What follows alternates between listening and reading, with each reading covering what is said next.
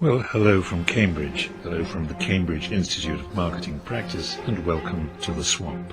A short health warning: if you are not a board member, you may not find this short video particularly compelling. It is targeted to interest one very specific audience: company directors. Of course, any senior line manager could find interest here, but it is directors who are likely to derive benefit from joining us on a short journey through the Swamp. Swamp is strictly for the boardroom. There's a good reason for this focus on the board. Swamp is all about making investors happy, and it's in the boardroom that we make the big decisions which touch on the fortune of investors, those fickle souls on whom we all depend to grease the wheels of commerce and reward us for our efforts to make them rich. So it is to the boardroom I seek an invitation. I am after a seat on the board. You can, of course, relax. It's not for me. I'm too old, I don't tick any diversity boxes, I'm not woke, my CV is threadbare, I don't even look the part, which is why I actually enjoy wearing a mask during lockdown. The invitation is not for me. And the seat is not for a friend, and not for a relative either. But I do want a seat at the boardroom table, and I want it for SWAMP. Well, not literally, or physically, of course. SWAMP is an acronym.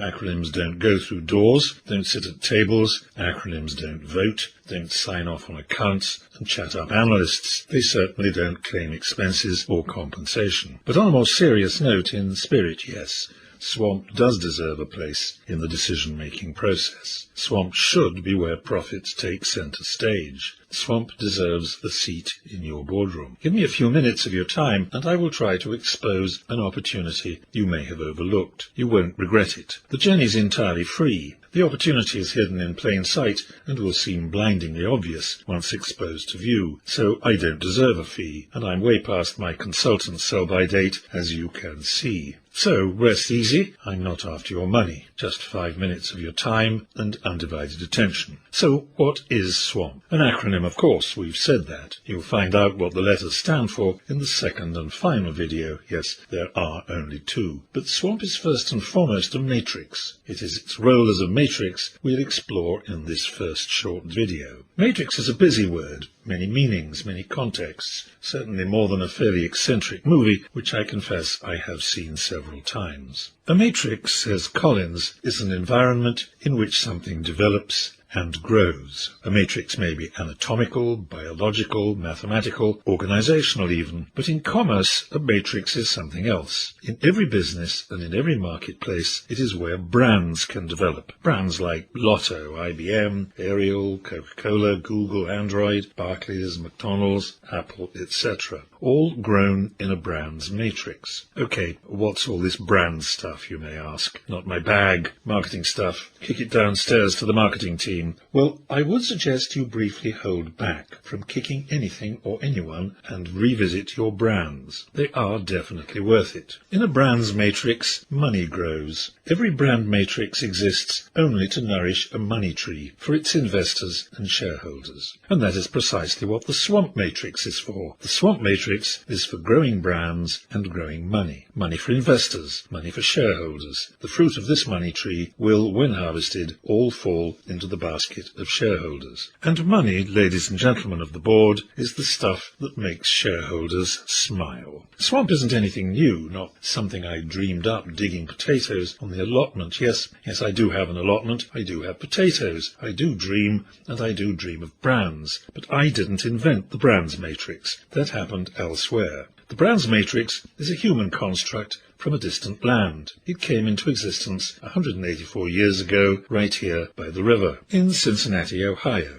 Home to the National Football League Bengals, home to the Cincinnati Reds, the first ever professional baseball team, known as the Queen City and less flatteringly as Porkopolis. In 1837, Cincinnati hosted a small store startup named after its two founders, two young candle makers who married the Norris sisters, thereby becoming first of all brothers-in-law and then partners in the brand new Procter & Gamble company. P&G have moved offices since 1837, not far. The Twin Towers, known not always affectionately as the Bunker, still sit by the Ohio River, but Procter & Gamble has expanded. By 2020, P&G global sales had grown to $70 billion, and the brands nurtured in the Procter matrix, by some estimates, are worth some $300 billion.